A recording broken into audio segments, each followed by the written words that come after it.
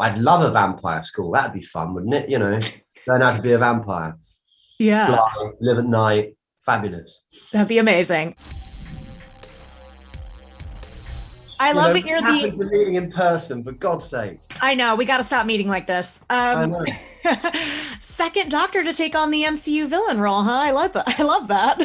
Yes, yes. Well, actually third, I think. Third. Who am I missing? Tennant Eccleston. Oh, you're right.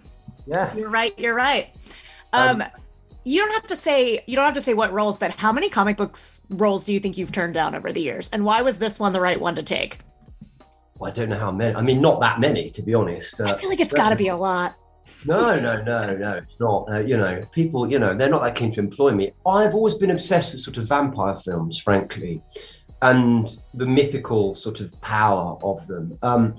And the idea that this was a sort of superhero monster movie, I was really interested in. Great director, really fabulous cast attached to it, and I was interested in the idea of being able to fly, and kill people and all that sort of stuff. Yeah. Do you have to go to any kind of like vampire school? Is that a thing? Great vampire movies like Lost Boys and, Interview with a Vampire and stuff like that. But I'd love a vampire school. That'd be fun, wouldn't it? Learn how to be a vampire. Yeah. Fly, live at night. Fabulous. That'd be amazing.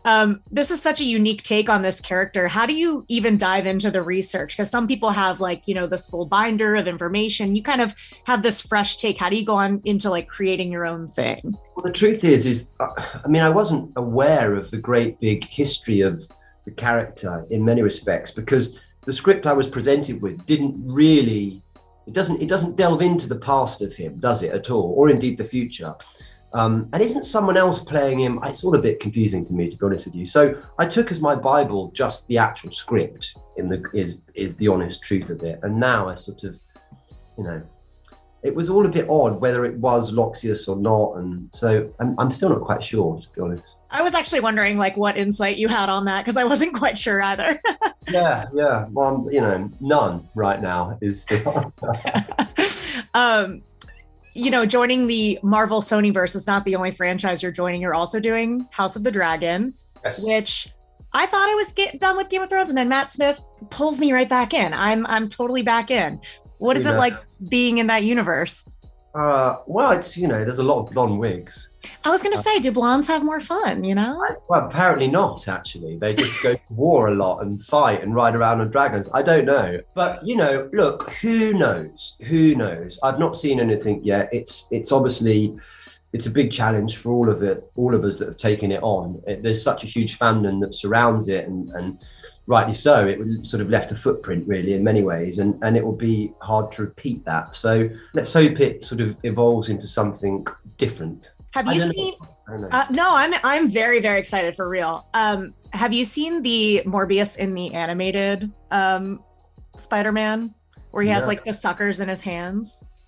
Which animated Spider-Man are we talking about? It was an animated series in the 90s, and Morbius has I guess they didn't want him to suck people's blood, so they put suckers in his hands. Oh, and he wow, really? And you could that's quite cool. It's 20 times more terrifying.